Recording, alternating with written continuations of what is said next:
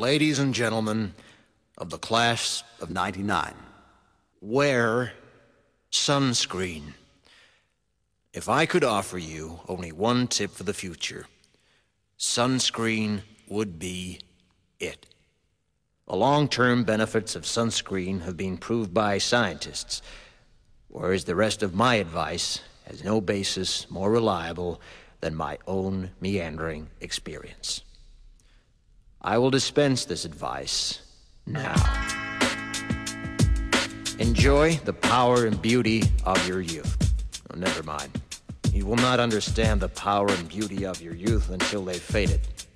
But trust me, in 20 years, you'll look back at photos of yourself and recall in a way you can't grasp now how much possibility lay before you and how fabulous you really looked. You are not as fat as you imagine. Don't worry about the future, or worry, but know that worrying is as effective as trying to solve an algebra equation by chewing bubblegum. The real troubles in your life are apt to be things that never crossed your worried mind, the kind that blindsides you at 4 p.m. on some idle Tuesday. Do one thing every day that scares you. Sing. Don't be reckless with other people's hearts. Don't put up with people who are reckless with yours. Floss. Don't waste your time on jealousy. Sometimes you're ahead, sometimes you're behind. The race is long, and in the end, it's only with yourself. Remember compliments you receive. Forget the insults. If you succeed in doing this, tell me how. Keep your old love letters. Throw away your old bank statements. Stretch. Don't feel guilty if you don't know what you want to do with your life.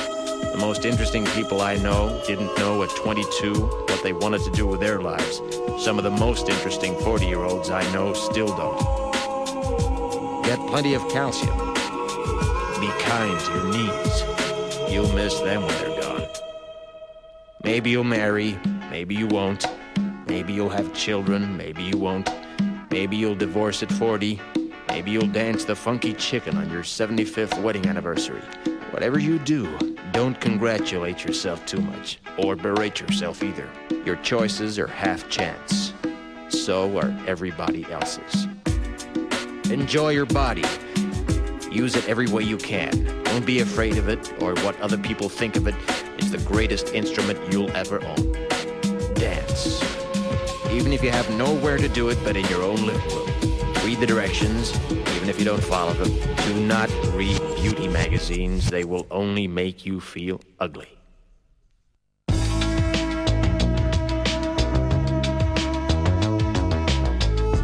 Get to know your parents. You never know when they'll be gone for good. Be nice to your siblings.